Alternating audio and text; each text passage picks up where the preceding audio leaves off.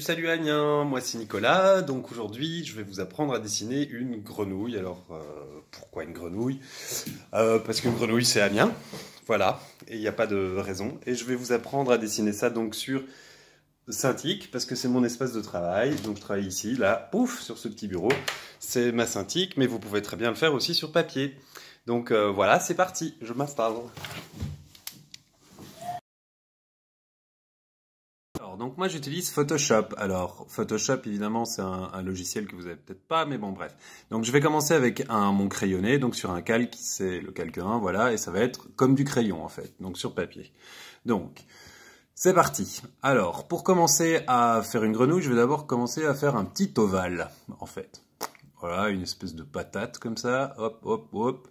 Voilà, vous voyez, c'est vraiment un crayonné, c'est pas super beau, mais ça va déjà être le repère en fait de ma grenouille. Ma grenouille, elle va être comme ça, donc c'est une espèce de patate un peu inverse.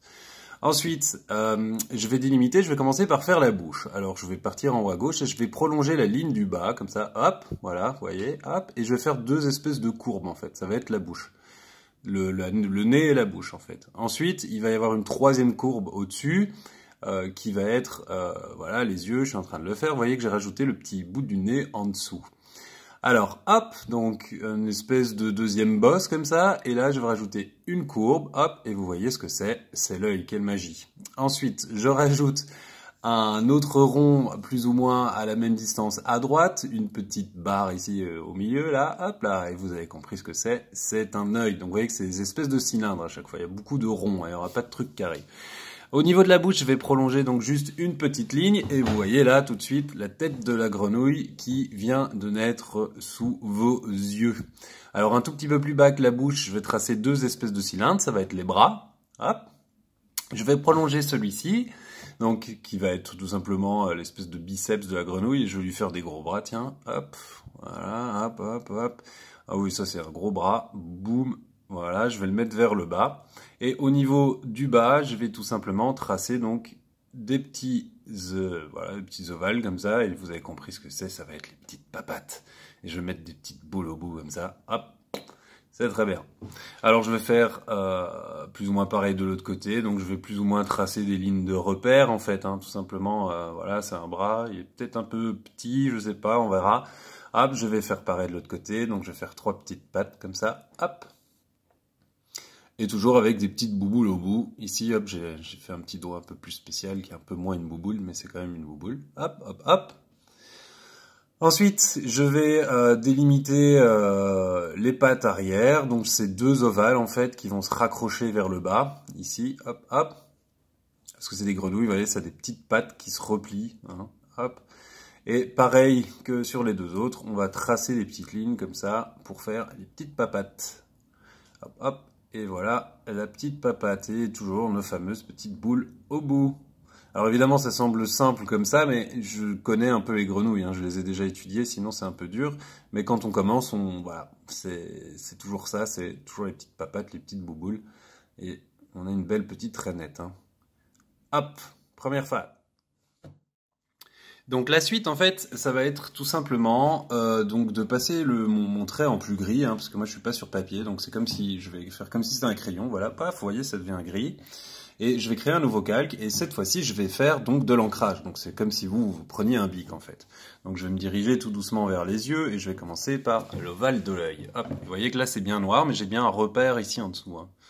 Alors avant, moi j'utilisais une technique qui était un peu folle, c'est que j'utilisais ma fenêtre en fait. Donc je faisais d'abord des crayonnés, puis je tapais une autre feuille au-dessus, et donc tout simplement je repassais au bic, mais voilà dans une position extrêmement pas confortable du tout à la fenêtre, tout simplement pour recopier en fait ce que j'avais fait ici en dessous. Puis j'ai eu des tables lumineuses, etc.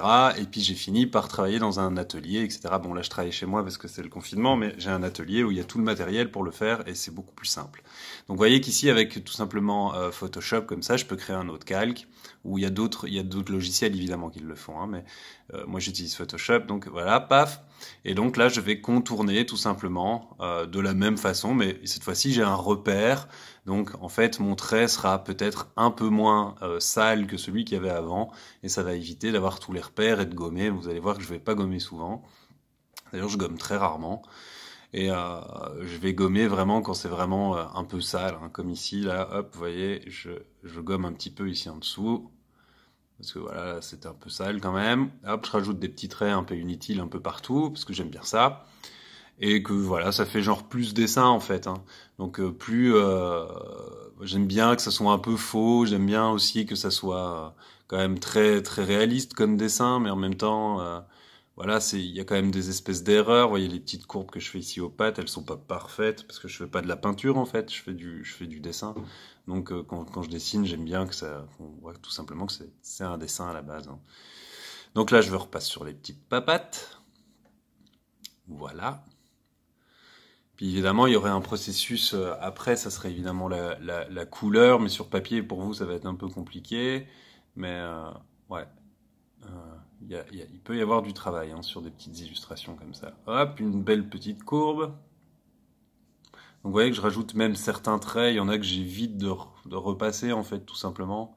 Il y en a que j'essaie de doubler aussi, vous voyez que je passe plusieurs fois parfois sur certains traits, pour lui donner une épaisseur. Alors là, évidemment, il y a des programmes aussi qui font des épaisseurs comme ça de traits, mais moi, je n'utilise pas ça, je repasse sur mes traits, tout simplement. Voilà, hop, hop, hop, je ferme cette courbe. Et voilà la petite papate arrière. Et on passe à la suivante. Je continue la papate. Les petites boules. Toujours ces petites boules d'amour. Je continue, je repasse bien. Vous voyez que je dépasse, hein, c'est quand même un peu sale de temps en temps, mais c'est pas grave, hein. De toute façon, là, c'est quand même ultra zoomé, hein. Donc la grenouille, on va la dézoomer. Sur papier, évidemment, on la dézoomera pas, mais ici, je dessine quand même en grand, hein.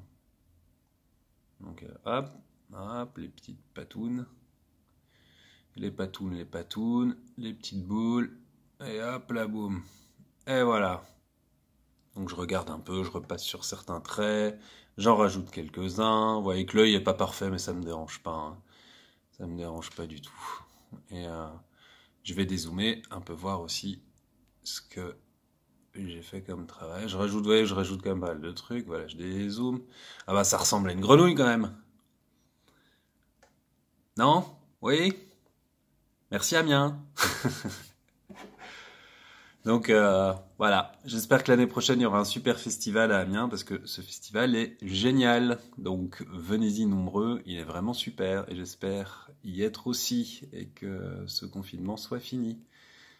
Et bon petit dessin à tout le monde. Salut!